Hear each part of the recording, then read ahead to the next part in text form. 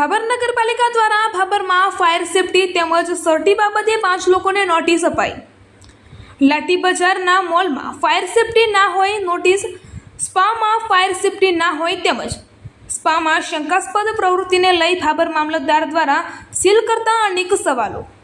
વાંકલ મોલમાં સાંકડી સીડી હોવાને લઈ નોટિસ, ભાભરમાં ચાલતા મોલમાં એક જ સીડીને લઈ લોકોની સુરક્ષા પર અનેક સવાલો।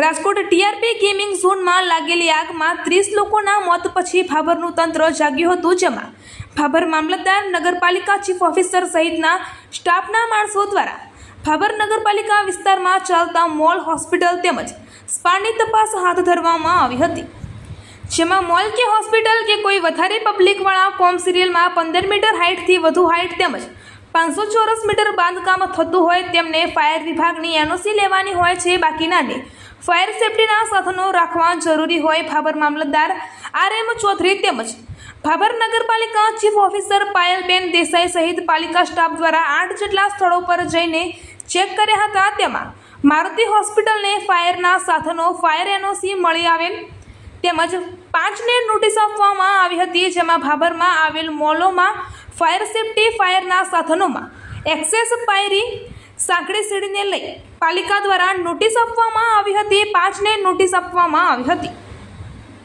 તેમજ પાલિકા વિસ્તારમાં આવેલ સ્પામાં ભાભર મામલતદાર તેમજ તેમની ટીમ દ્વારા સ્પાનું ફાયર સેફટી તપાસ કરવા છતાં ફાયરના સાધનો ના હોવાથી તેમજ વાયરિંગ ખુલ્લું તથા શંકાસ્પદ પ્રવૃત્તિનું કારણ બતાવી સ્પાને ભાભર મામલતદાર દ્વારા સીલ કરવામાં આવ્યું હતું। ત્યારે તંત્રની બેધારી નીતિ પર અનેક સવાલો ઉઠી રહ્યા છે।